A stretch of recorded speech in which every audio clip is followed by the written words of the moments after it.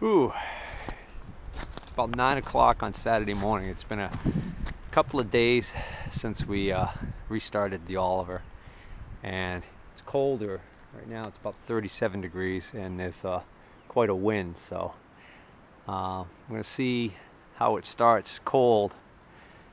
I'd be interested to see whether or not I could still start it without ether and just use the electric heater. It's been sitting over there. Also, the battery's been sitting now in this cold, so the battery's going to be weakened. I picked up 5 gallons of fresh diesel. We're going to put that in. Of course, we're going to add some of the Howell's treatment here to help keep that pump nice and lubricated. And well, let's see what'll happen. All right, get the throttle up. Let's see if this battery has anything left in it. It does. Okay, so put the fuel shut off in the run position, and let's run that heater for 10 seconds.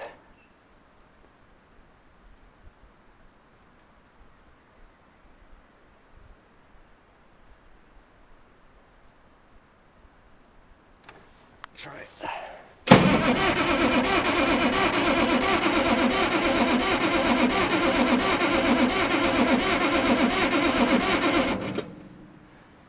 Try it again.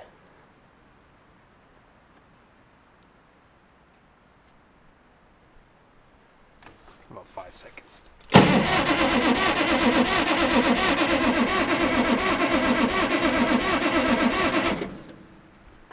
It's quite a bit colder today, like I said, so I'm not surprised that it's not starting easily. I just want to see whether or not I can actually start it cold without ether, just using the electric heater.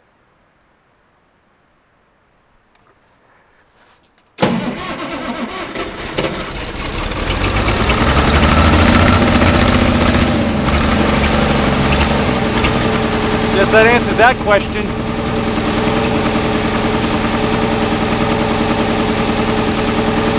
Oh, I like the sound of that.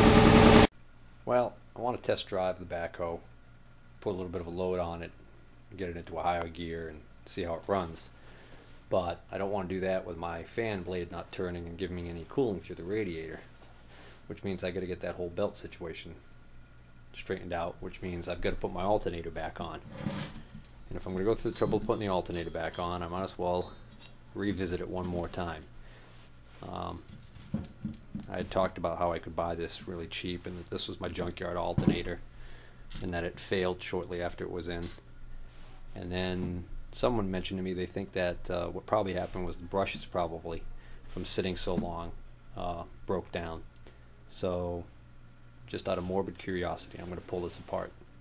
Okay, so I got the 4 bolts out, and the mistake I made last time on the first alternator was I had taken this back cover off and left the winding assembly still in the alternator, and then couldn't figure out how I was supposed to get in there and disconnect the wires. And then I found out the way you're supposed to do it is separate it here so that the winding assembly goes with the back assembly as you take it off.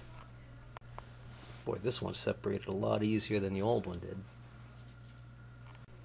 Oh, I guess I'm going to scratch a line right here so I know which way this all goes back together. Alright, so there we go. That way I don't have to fool around with figuring out how it goes back together. Yeah, there's quite a bit of corrosion in here. The springs for the brushes are really rusty. The actual brushes didn't look like they're that bad. It's kind of a crapshoot as to figuring out which one of these components has gone bad. Wonder what would happen if I took the guts from my old alternator and stuck them inside this case. Of course, I don't remember what was wrong with the old alternator, if I ever did narrow down which components were bad on that. I'll take these 3 nuts off right here, and that'll allow me to take this winding assembly off and clean it because it's got rust on it. It's been so long since I played around with the alternator, I forgot some of the terminology and of what these components are, but I'm going to basically take out this device here, which, if I recall correctly, is a small diode pack. and that's underneath. Well, looks like I've got to take out this screw and this little piece here.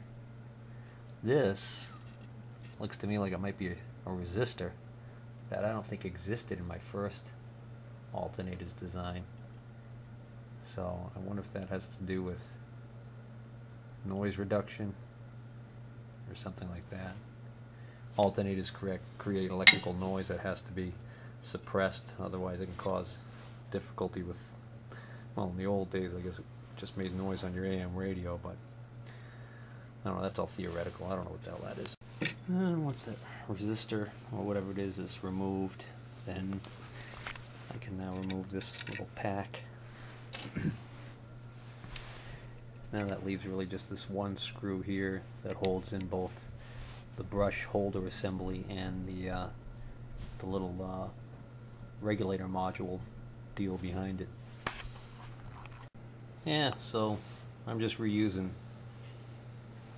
everything except I'm changing out this this IC module because this one's got so much corrosion on it. But I don't even know if my original one's any good. So it's actually a complete waste of time, unless it works.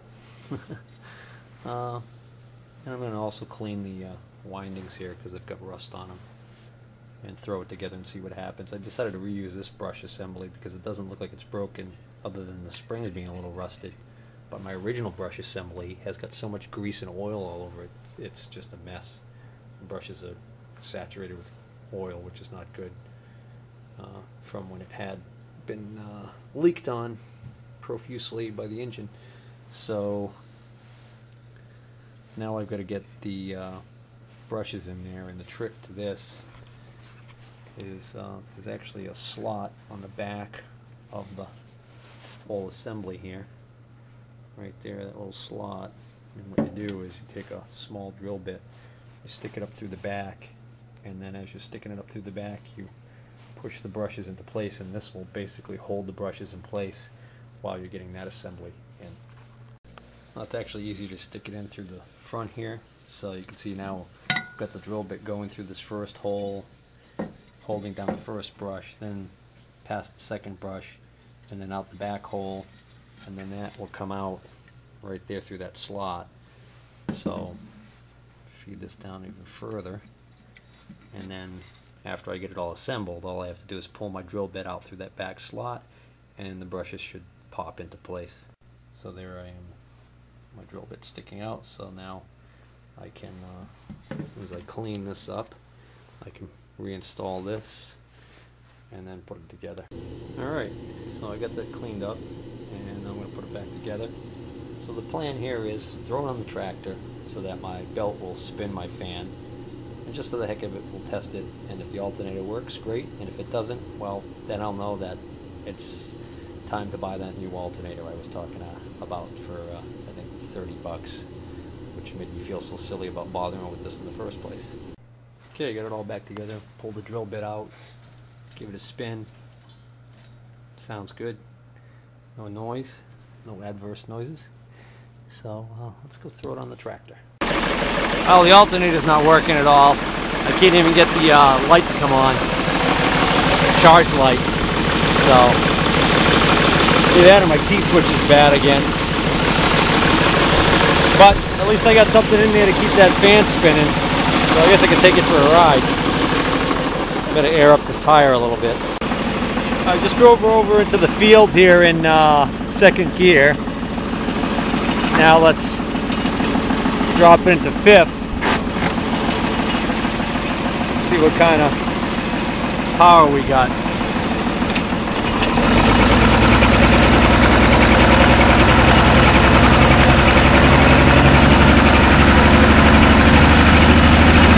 Not bad. That was a big bump.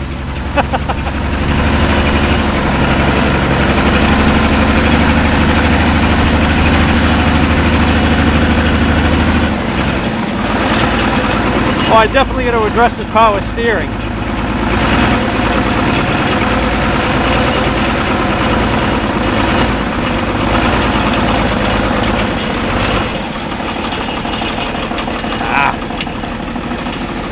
Yeah. I gotta fix that leak on the steering column and top off the power steering fluid, and hopefully that'll... Oh, see that? I didn't touch anything, just dropped into reverse. This linkage is still screwy. Just gotta make sure I always put it in neutral when I'm stopped so that I don't run the risk of it popping into gear and doing something horrible like run somebody over.